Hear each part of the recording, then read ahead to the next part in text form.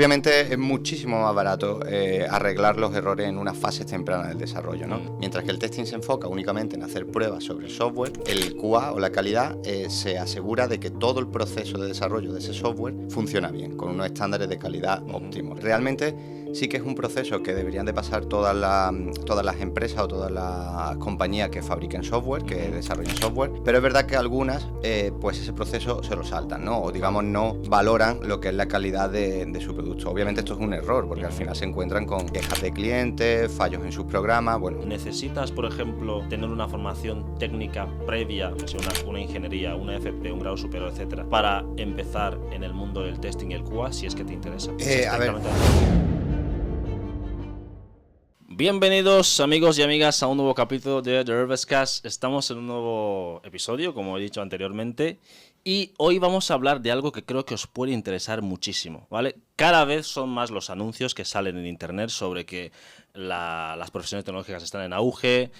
Unos te hablan de desarrollo blockchain, otros de data science, otros de desarrollo web, full stack, etcétera, etcétera. Pero hay una rama de las tecnologías de las que muy poca gente está hablando, y creo que es una buena puerta de entrada para entrar en este sector y abrirte camino como profesional en él, y además tiene una barrera de entrada muy baja a nivel de curva de aprendizaje.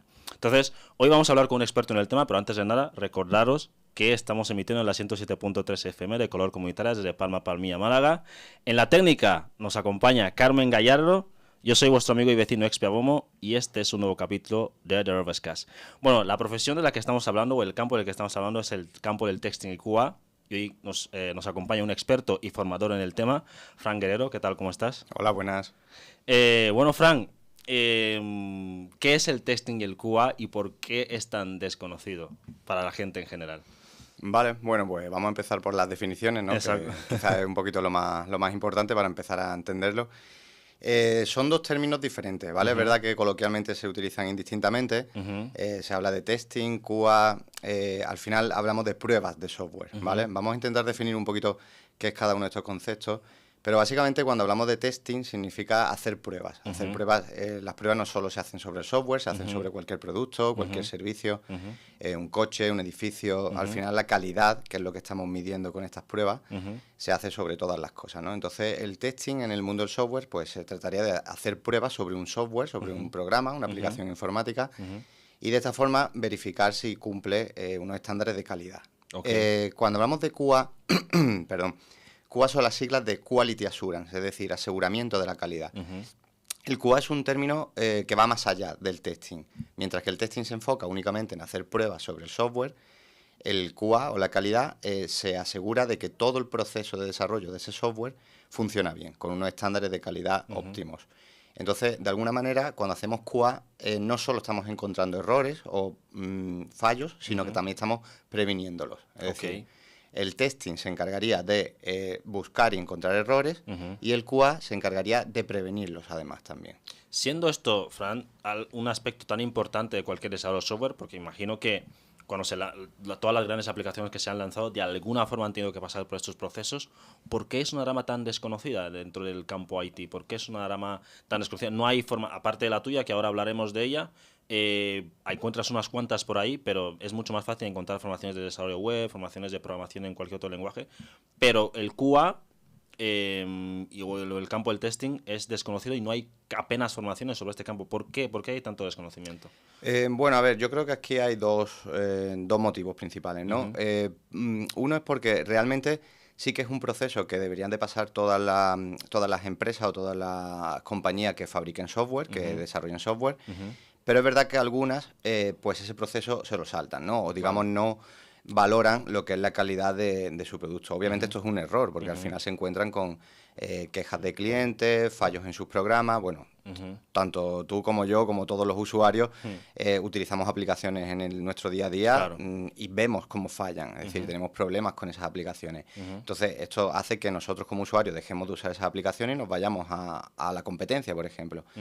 Entonces, hay empresas que, digamos, se saltan este proceso de calidad. Entonces, eso es un problema. Y luego el segundo es que la calidad en sí, o el testing, no es algo que produzca un nuevo producto o un nuevo sistema, sino que simplemente comprueba que lo que se ha hecho es correcto y funciona correctamente.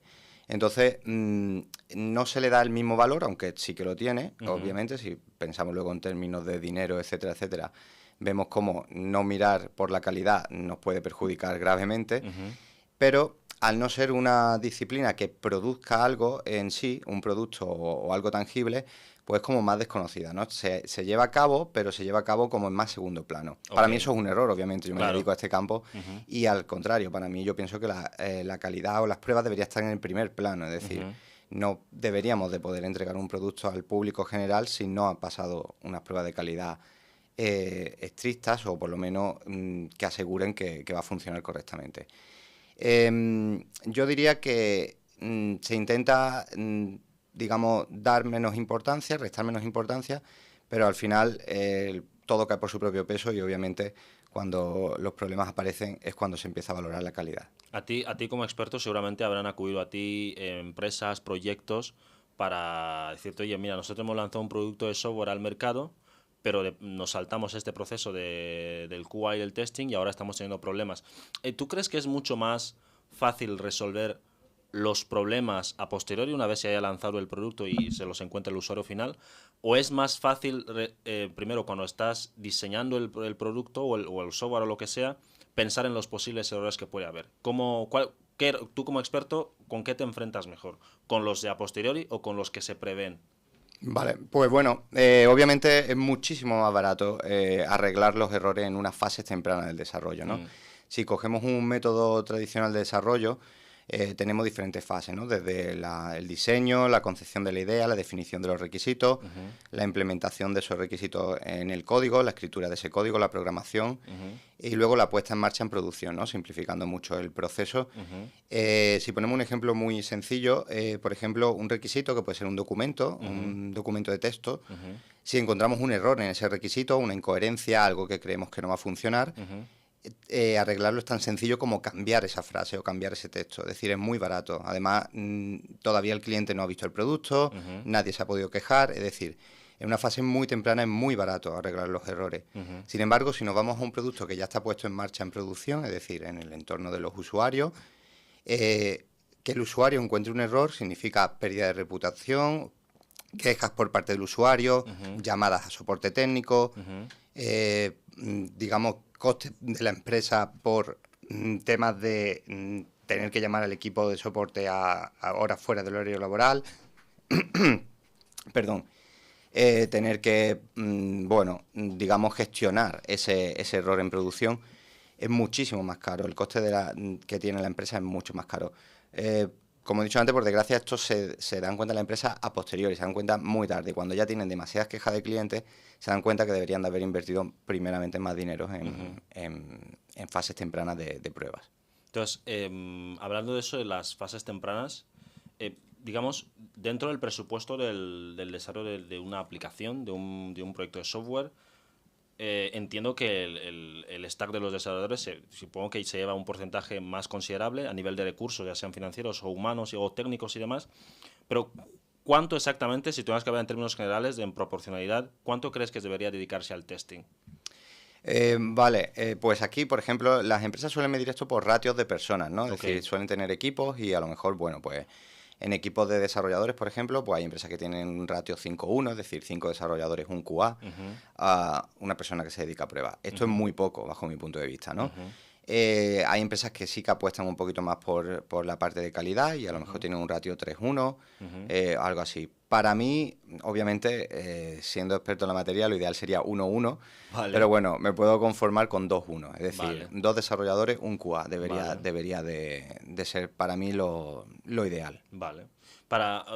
¿Sabes? Como tú sabrás, en el campo, en el mundo tecnológico, mucha gente lo ve como una forma de reciclarse y de cambiar de carrera.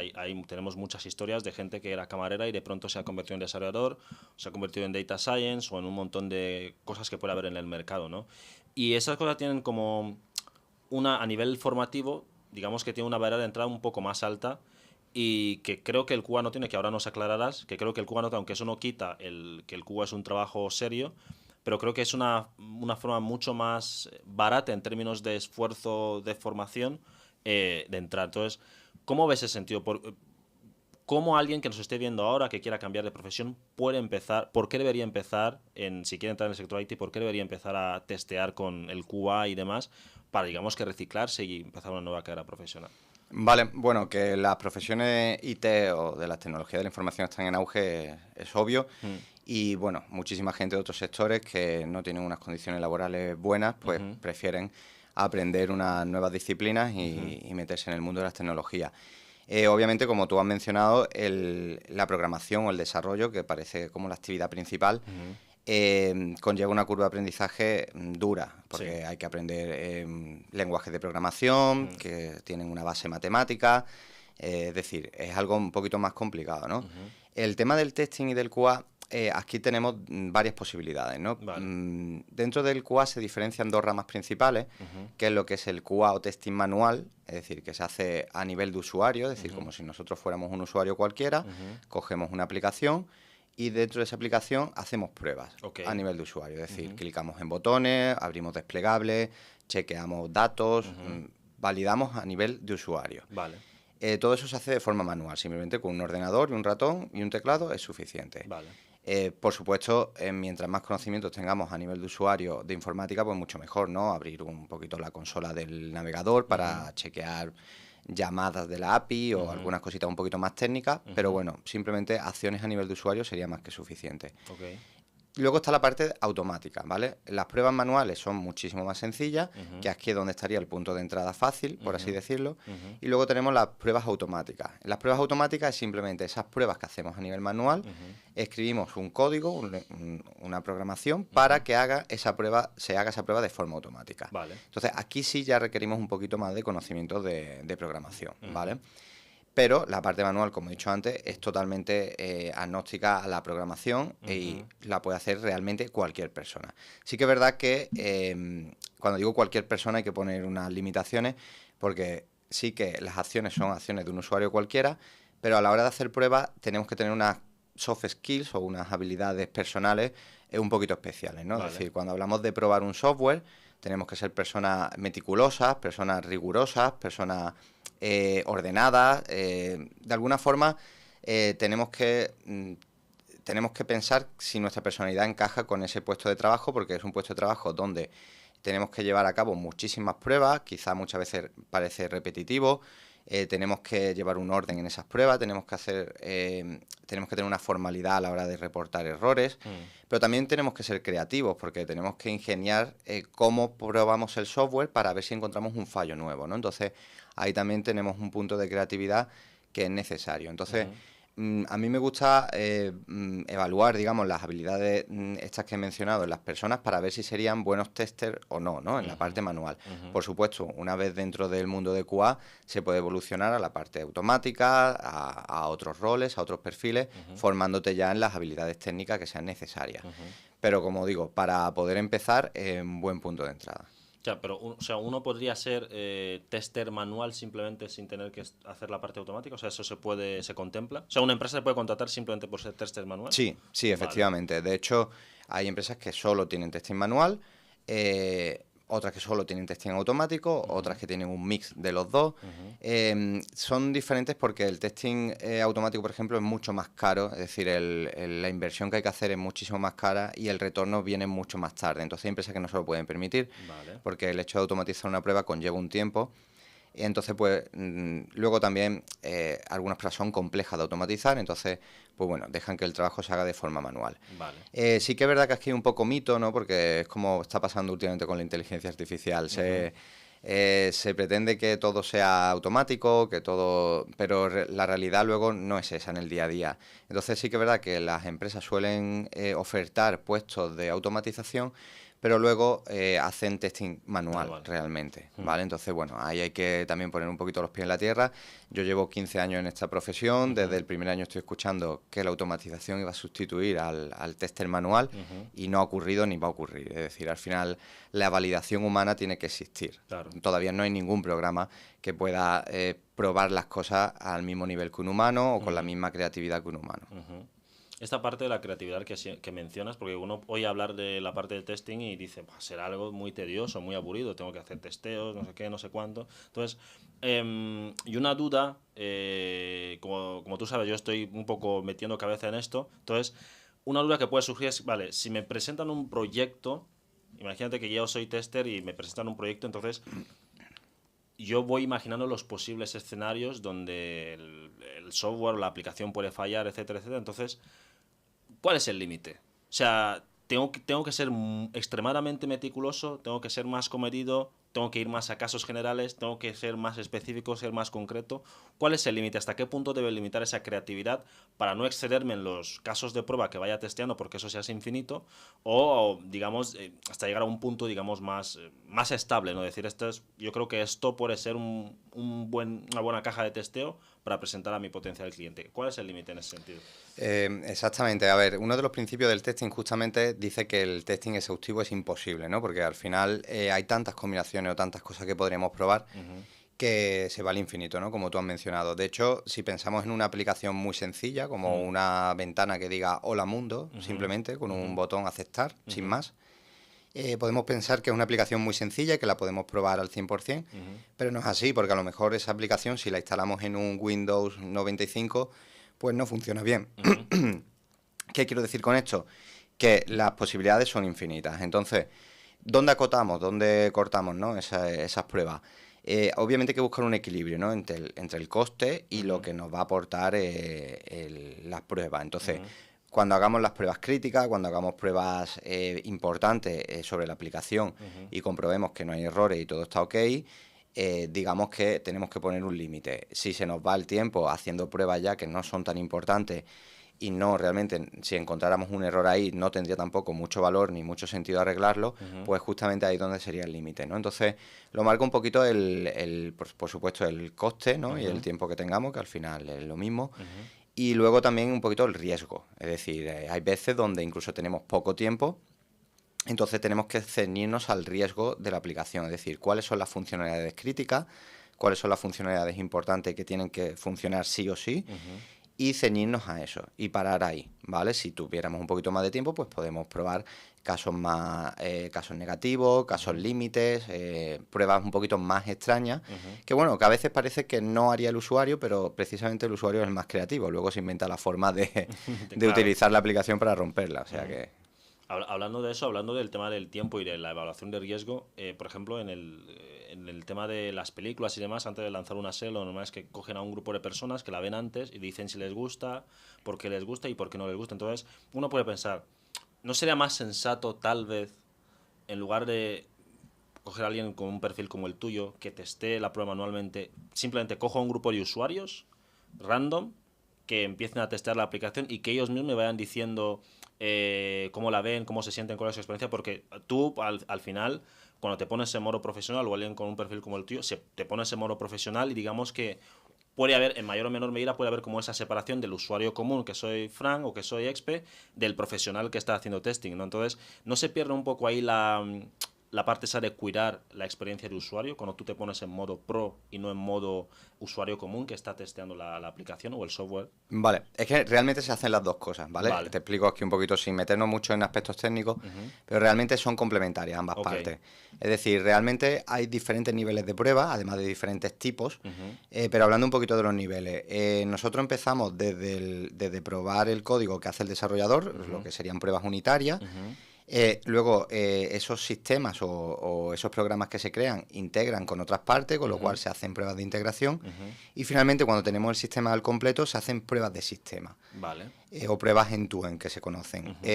Todo esto son pruebas funcionales de verificación, ¿vale?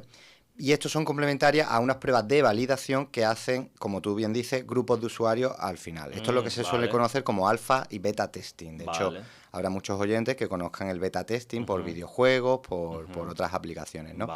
Que efectivamente, cuando ya los profesionales han verificado que todo está correcto, entonces son estos usuarios, estos grupos de usuarios, los que validan, porque hay una diferencia entre validación y verificación, validan que efectivamente es lo que ellos quieren o lo que ellos esperan, o les gusta, o la experiencia de usuario es buena, como tú has mencionado. etcétera, etcétera. Entonces, esto es complementario, es decir, se hace tanto la verificación como la validación, ¿vale? Ok, y hablando de esta parte ya, yo creo que las personas que nos escuchen han estado más en la otra parte de usuario, más que en la parte de tester. Entonces, uno que me puede... Para dejarlo claro, lo hemos mencionado un poco al principio, pero para dejarlo claro, ¿necesitas, por ejemplo, tener una formación técnica previa, o sea, una ingeniería, una FP, un grado superior, etcétera, para empezar en el mundo del testing y el QA, si es que te interesa?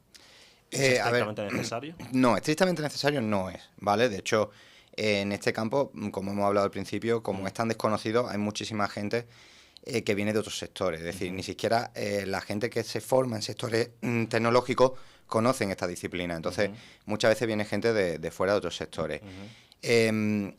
Por supuesto, con tu experiencia como usuario te valdría para poder empezar, pero sí que, como hemos mencionado antes, es una disciplina formal, una disciplina que requiere bueno, pues un orden, una forma de escribir las cosas, de definir, reportar resultados, etcétera, etcétera. Entonces, una formación al menos concreta en esta disciplina sí sería conveniente. Formaciones técnicas de carreras universitarias, grados superiores, etcétera, por supuesto te van a ayudar. Es decir, en cualquier ingeniería se te enseña a pensar, se te enseña programación, muchas cosas técnicas que te van a ayudar en tu día a día y, por supuesto, si lo tienes, te va a resultar mucho más fácil. Si no lo tienes, bueno, pues lo puedes ir adquiriendo poco a poco, ¿vale? Esos conocimientos. Entonces, hablando ya de la formación, Frank, tú tienes una que creo que empieza, ahora nos contarás un poco más, que creo que empieza en breve, en octubre, si no me equivoco.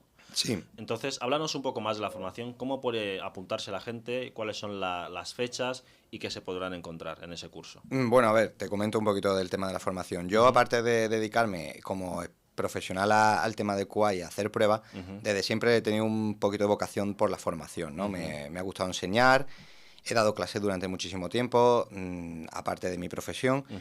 Y entonces, bueno, lo que llevo tiempo haciendo, varios años, he participado con varias academias, varias comunidades de pruebas.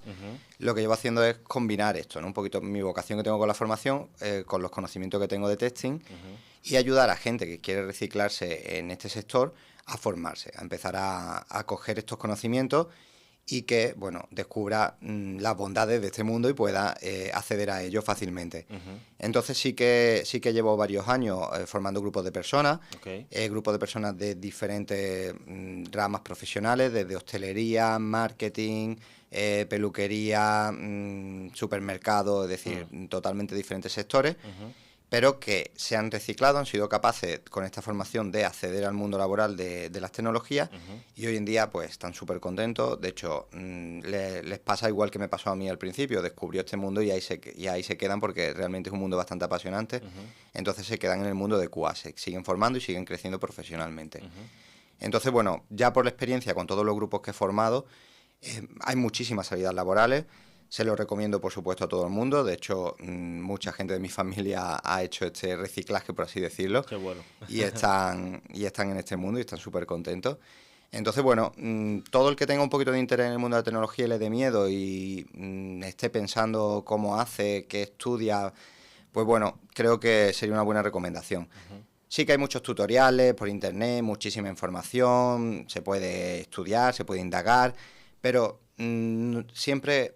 Es decir, de forma autodidacta es muy complicado. Es decir, tienes que tener mucha disciplina para hacerlo de forma autodidacta, ¿no? Y además, quizás no lo ves de forma práctica, no es lo mismo, ¿vale? Entonces, yo ahí sí que recomiendo siempre que haya una persona que te acompañe, un experto que te acompañe de la materia y, por supuesto, si luego tienes la oportunidad de poner en práctica todos esos conocimientos, pues genial. Claro, y además la gran ventaja de tener la información estructurada, que en Internet, o si vas por tu cuenta, coges algo de ahí, coges algo de allá... No tienes referencia, porque son diferentes autores al final, y no tienes, alguno tendrá más calidad, otra menos, a nivel de conocimiento o a nivel técnico, entonces como que está un poco difuso. Pero Exacto. Contigo alguien te busca en LinkedIn, ve ahí tu track record, ve ahí tu experiencia, ya decides si confío o no en la formación y ya está, es como mucho más transparente en ese sentido. Exacto, sí, a ver, de hecho, bueno, en el mundo de la tecnología casi todos nos movemos por el perfil de LinkedIn, que es la red social profesional por excelencia.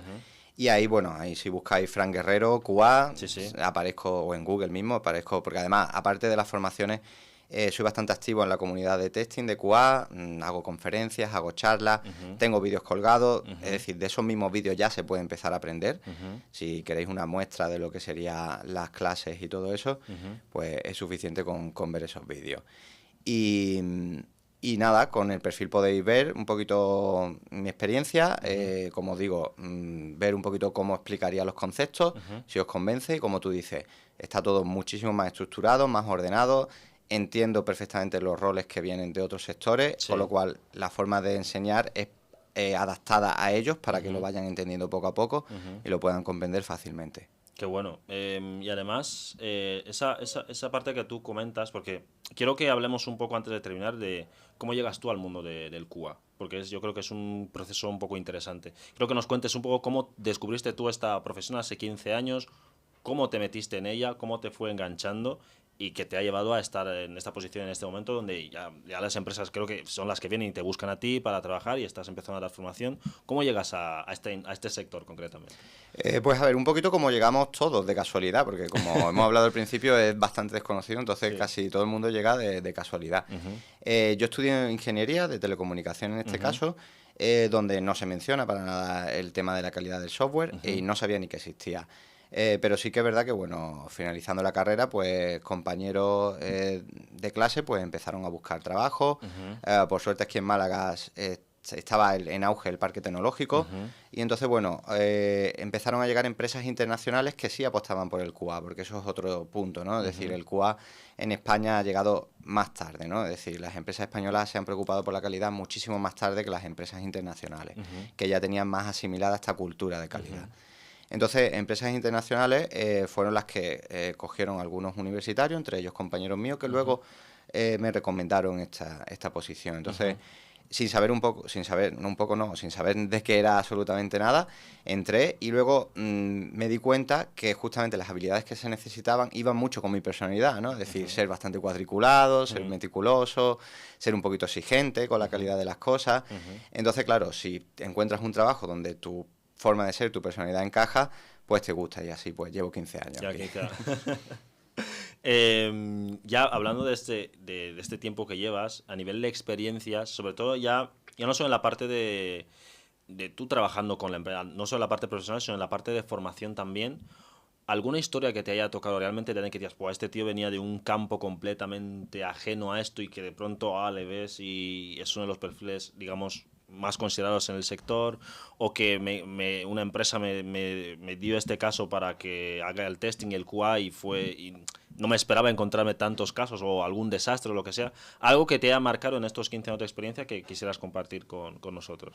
En temas de empresa y tal hay ciertos ejemplos, pero bueno, sí que me quedo con los ejemplos más personales de formación, porque he tenido gente que viene de trabajo, digamos, sin desprestigiar a ningún sector, ¿no? Pero, bueno, pues personas que han trabajado en lavaderos de coche, en cajas de supermercado, etcétera, con horarios malos, quizás no bien pagados, y con ganas de cambiar de vida profesional, ¿no? Personas sin formación técnica, sin embargo con muchísima motivación y con muchísima actitud. Y esas personas, incluso me han sorprendido a mí, es decir, esas personas a día de hoy, y te estoy hablando de 2 años, 3 años, no mucho más, están en puestos de gestión de equipos, es decir, están liderando equipos, están incluso automatizando, están ayudando a montar toda la parte de QA en sus empresas. Es decir, personas que venían prácticamente de cero. O sea, entonces, esas son las historias personales que a mí me motivan más y me gustan más. Sobre todo porque, siendo un poquito egoísta, el 0,01% creo que es mérito también mío. Entonces, claro, me alegra, total, sí. Me alegra cuando veo que a la gente le va bien, significa que yo he hecho bien mi trabajo y yo también me siento orgulloso por ello, ¿no? Entonces, quizás esas son las historias que más me impactan. Has hablado de que como que están liderando equipos dentro de empresas grandes, y eso me lleva a una pregunta. ¿El testing y el QA es más recomendable para una startup o para una empresa grande? Aquí, claro, tienen sus diferencias, ¿no? Y obviamente en ambos casos tienen ventaja y desventaja. Por ejemplo, en una startup, obviamente el testing es importante porque justamente la empresa está empezando, ¿no? Está creando un producto nuevo desde el principio.